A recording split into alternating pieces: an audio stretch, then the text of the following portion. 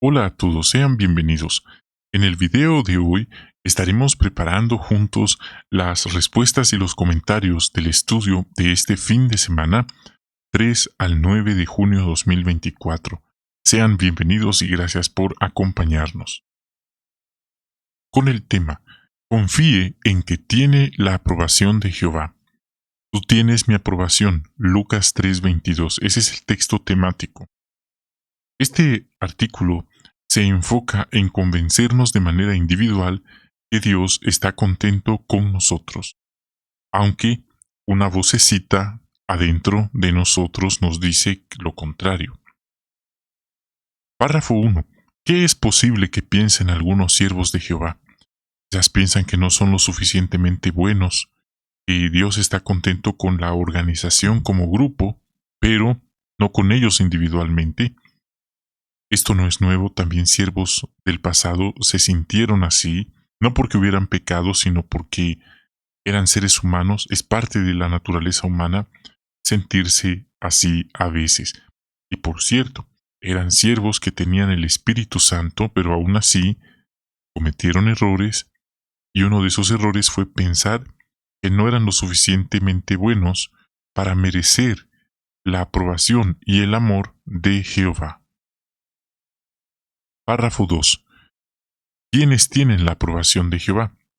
Bueno, tenemos como respuesta Juan 3:16, todo aquel que ejerce fe en el rescate de nuestro Señor Jesucristo por la humanidad tiene la aprobación de Jehová y por supuesto se bautiza. Aquí no está hablando que Jesús murió solo por los 144,000 ungidos o por los 9 hermanos que dirigen la obra mundial. Ahí dice, para que todo el que ejerce fe en Él no sea destruido, sino tenga vida eterna. Unos la van a tener en el cielo, otros en una tierra paradisíaca. Entonces, ahí está el punto. Nos esforzamos para cumplir nuestra dedicación, en otras palabras, como dice Mateo 24:13, por mantenernos fieles hasta el final. Vamos ahora al 3. ¿Qué preguntas responderemos? Bueno, tenemos aquí 3 preguntas. Primero, ¿por qué es posible que a veces algunos piensen que Dios no los aprueba? Segundo, ¿de qué maneras nos demuestra Jehová que está contento con nosotros? Y tercero, que nos ayudará a estar seguros que tenemos su aprobación. Primer subtema, ¿por qué algunos piensan que Jehová no los aprueba? 4 y 5. ¿De qué podemos estar seguros aunque tengamos problemas de autoestima? Bueno, es importante establecer un hecho que esto de la baja autoestima puede darse por varias razones. Y esto es influenciado mayormente por la crianza, ya que aquí cuenta un hermano que cuando él era pequeño, le pedía a Dios que pudiera vivir su familia en el paraíso, aunque él no merecía estar ahí, era como él razonaba. Otro hermano cuenta que cuando él era pequeño, sus padres nunca le dijeron que estaban orgullosos de él y que lo amaban. Nunca se lo dijeron. Y a lo mejor le hicieron sentir que él no estaba a la altura de lo que esperaban de él. En otras palabras, que no era suficiente, que no era suficientemente bueno para llenar sus expectativas. Lo irónico es que esta clase de padres muchas veces ni cuenta se dan del daño que le están haciendo a sus hijos. A pesar que ellos se esfuerzan, no hay una palabra de encomio, una palabra de ánimo, de reconocimiento, tampoco de cariño, porque ellos asumen que sus hijos ya saben que ellos los aman, que están contentos con ellos, y algunos padres van más allá y hasta comparan a sus hijos con otras personas, con otros jóvenes. Así que esto nos enseña que no todos están realmente aptos o preparados para tener o criar hijos en este sistema. Pero Eso no es un requisito que este sistema pide para procrear en este tiempo y en todos los tiempos.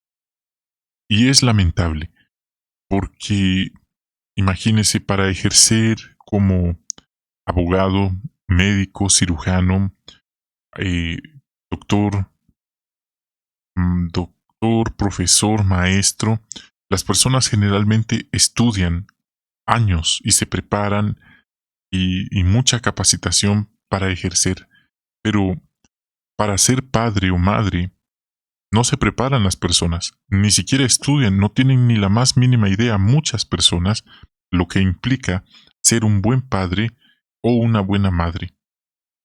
Y ahora, si a eso le sumamos lo que se mira en la televisión, ese es el modelo que se está transmitiendo.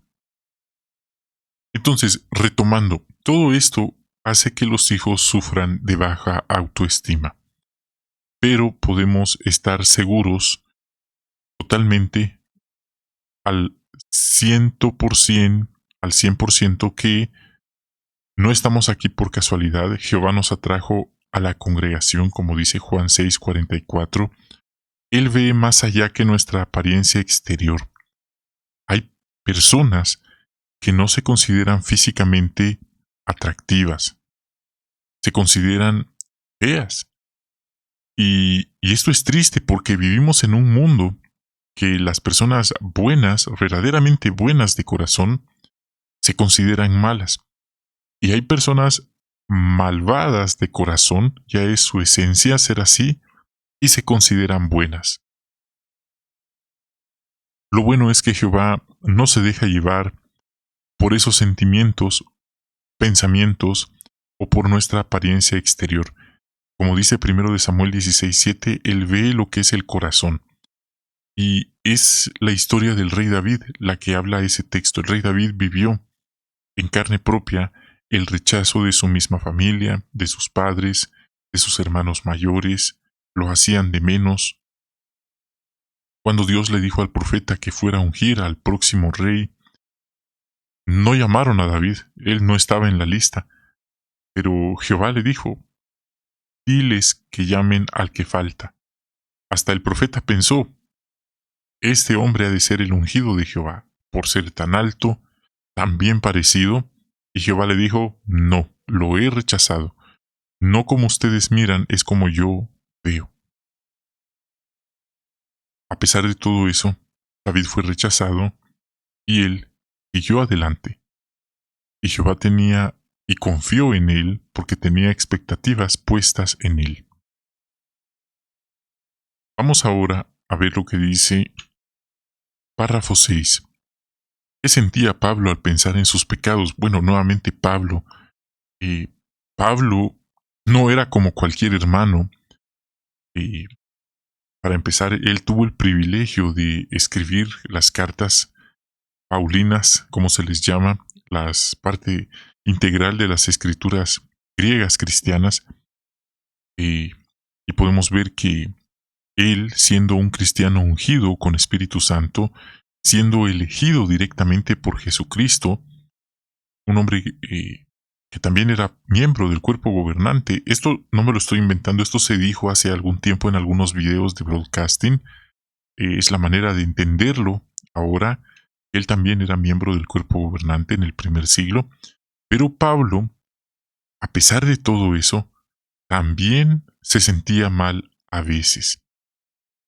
Él, en la carta a los Romanos 7:24, cuenta que se sentía desdichado cuando él pensaba en sus imperfecciones.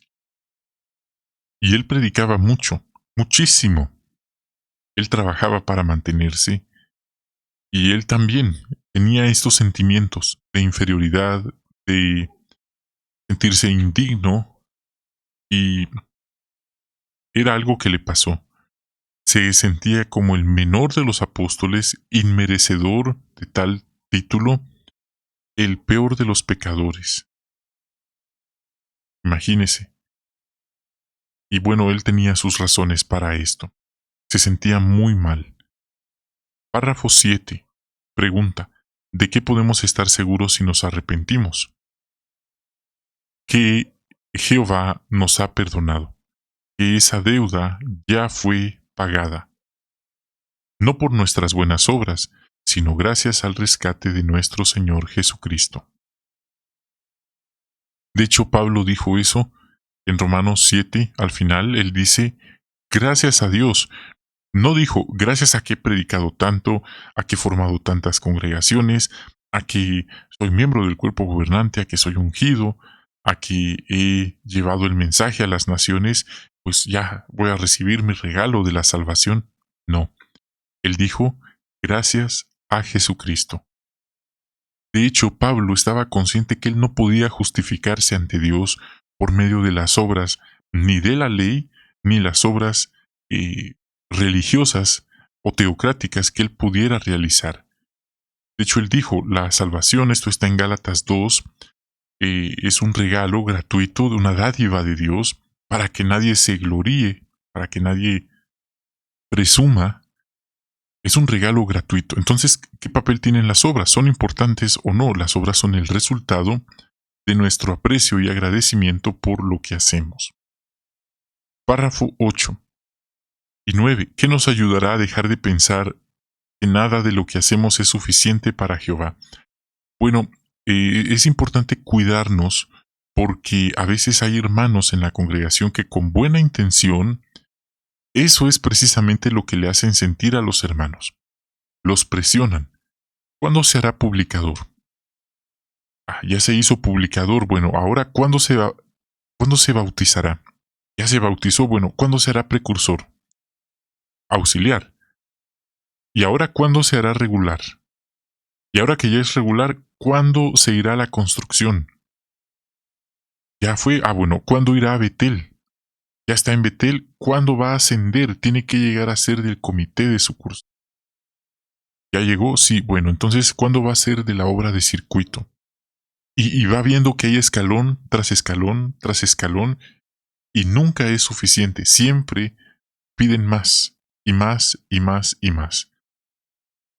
Así que es importante recordar, hermanos, que cada quien puede tener las metas que quiera, los sueños que quiera, realizarse como siervo de Jehová en la asignación que desee, y eso está muy bien, pero recordamos por qué lo hacemos, cuáles son nuestros motivos. Pablo dijo, él no estaba ahí para complacer a los apóstoles, para quedar bien con ellos, o que también eran miembros del cuerpo gobernante.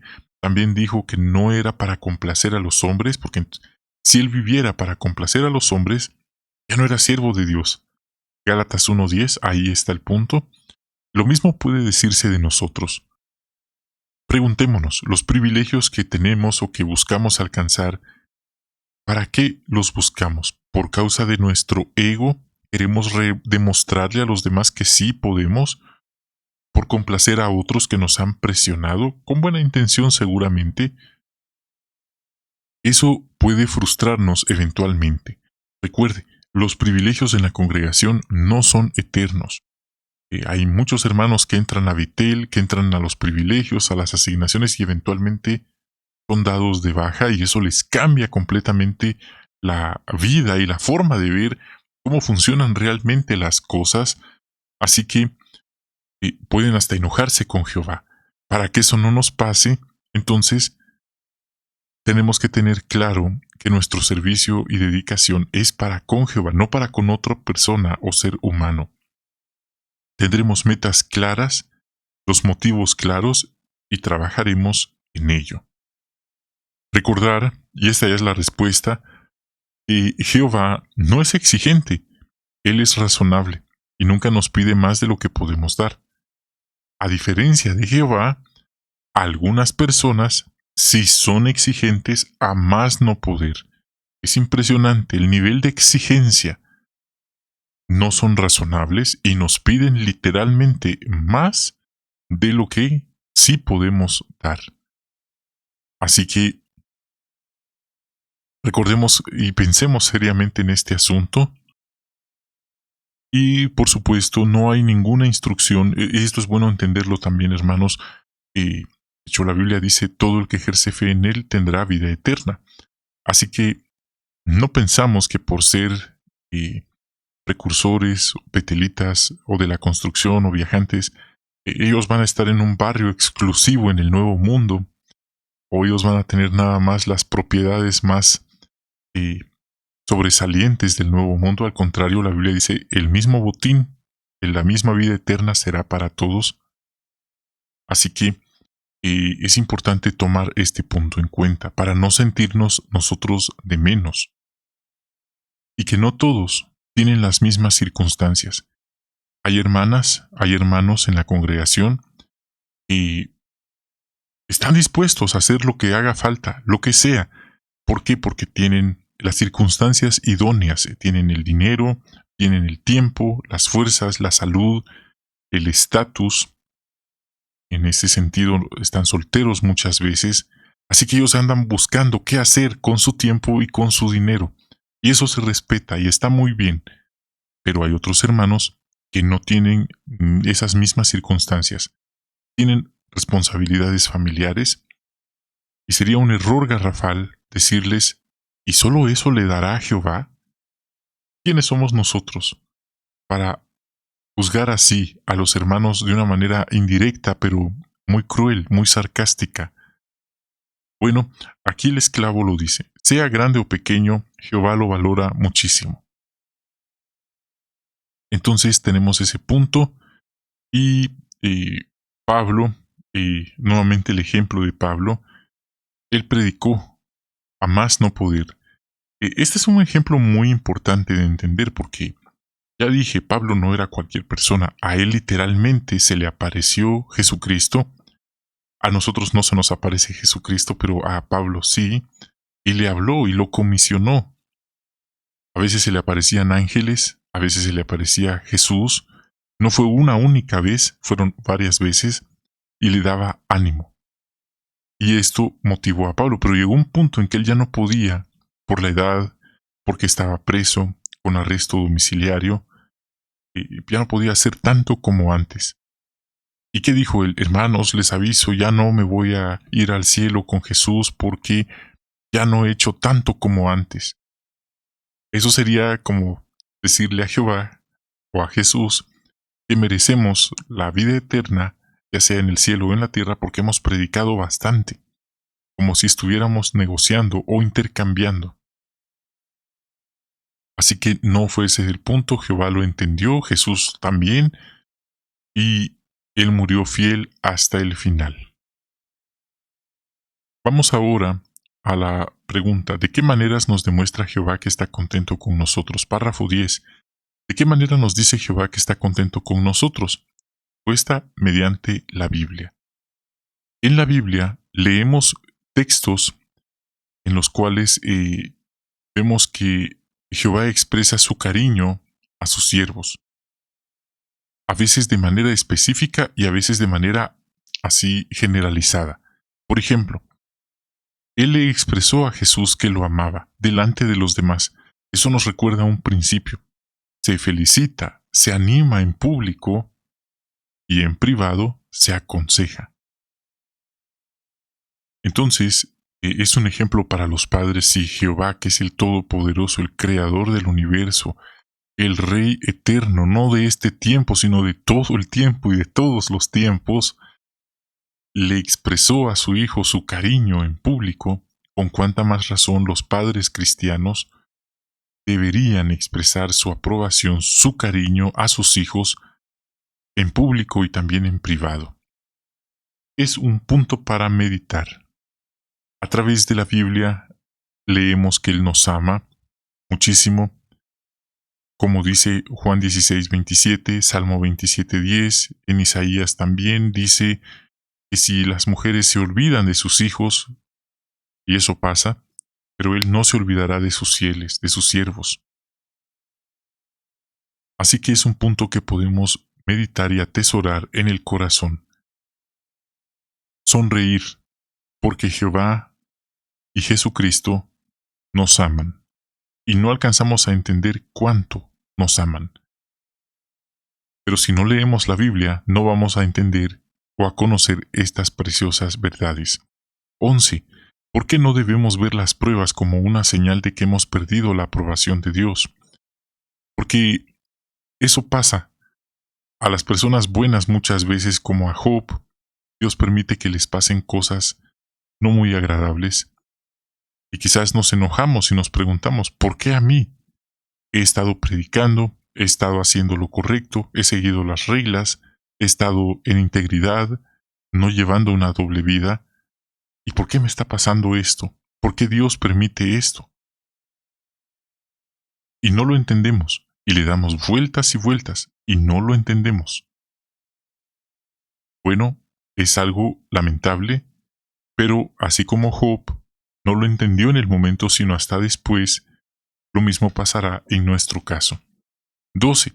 ¿Qué nos enseña la experiencia de Dimitri?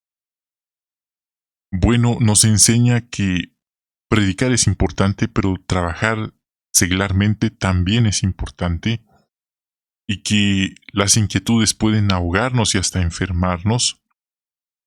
Eso es lamentable, porque puede incluso enfermarnos el estrés, y si no tenemos empleo debemos hacer todo lo posible para ver qué hacer, para movernos. Si no nos contratan en una empresa, por ejemplo, podemos emprender, realizar algún tipo de emprendimiento.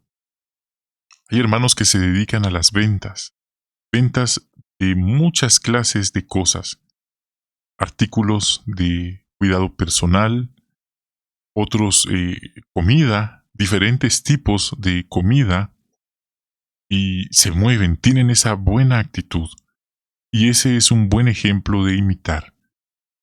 También aprendemos de la hija del hermano, que ella le expresa a su padre: su fuerza dependerá de que mantenga la calma y confíe en Jehová. Recuerde estas palabras: si el problema tiene solución, ¿por qué se inquieta? Y si el problema no tiene solución, ¿por qué se inquieta? ¿Qué ganamos con inquietarnos? La respuesta es enfermarnos. Pero muchas veces cuando escribimos, por increíble que parezca, podemos encontrar la solución al problema. Y en este caso, la hija del hermano le escribió la solución al problema. Así que es un punto muy importante. Párrafo 13. ¿De qué otra manera puede expresarnos Jehová su aprobación? Jehová puede motivar a los hermanos para que nos digan palabras de ánimo, palabras amables, bondadosas, en el momento oportuno. Ahora bien, aquí se pone un ejemplo de una hermana que recibió apoyo de los ancianos de su congregación. Ella no entendía lo que le pasó. Su esposo fue removido de su privilegio por un pecado grave que cometió. Ya podemos imaginarnos la vergüenza, la desdicha que esto le provocó a ella. Y fue difícil, ella menciona, pero llegaron los ancianos. No para hacerla sentir mal y decirle que eran consecuencias de la mala decisión de su esposo, pero sí para escucharla con compasión, sin juzgarla, y animarla, a recordarle que Jehová la amaba y que seguía teniendo su aprobación. Tan solo eso era lo que ella necesitaba escuchar.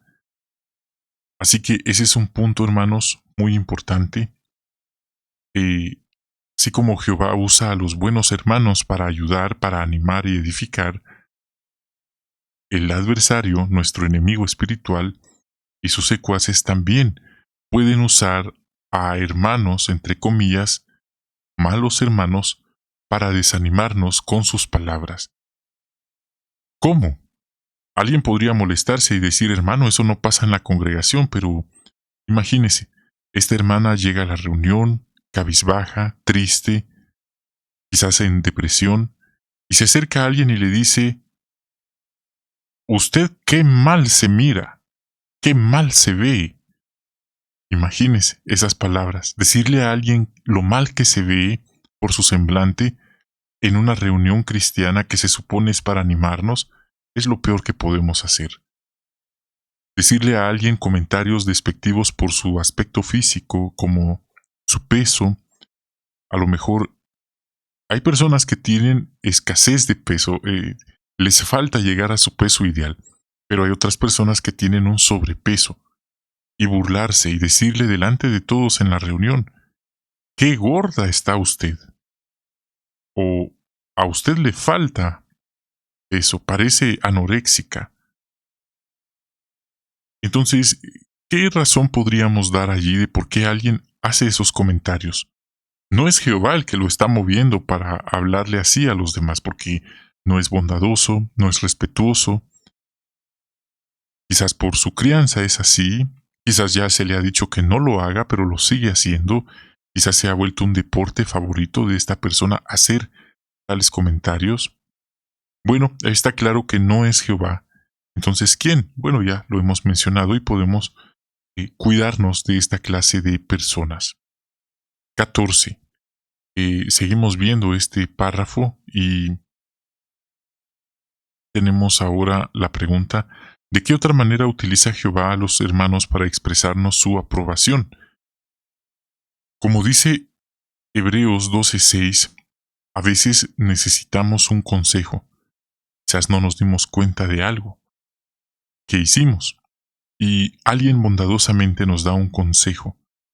No una crítica destructiva. Hay personas que también su deporte favorito es buscar errores en los demás y la más mínima cosa la exageran, le añaden y buscan defectos en la otra persona. Eso no está bien. Pero a veces alguien da un paso en falso, cuenta se dio, y es necesario darle un consejo. Y lo que no debemos pensar es que ya no tenemos la aprobación de Dios, sino como dice Hebreos 12:6, es una señal que Él nos sigue queriendo. Ahora bien, pensemos, así como los ancianos hoy animaron a la hermana y le dieron ánimo, también puede usar a esos mismos ancianos para que el día de mañana le den consejo a la hermana. ¿Qué hará la hermana? ¿Odiará a los ancianos? ¿Se olvidará de lo bueno que han sido ellos con ella porque ahora ellos le dieron un consejo?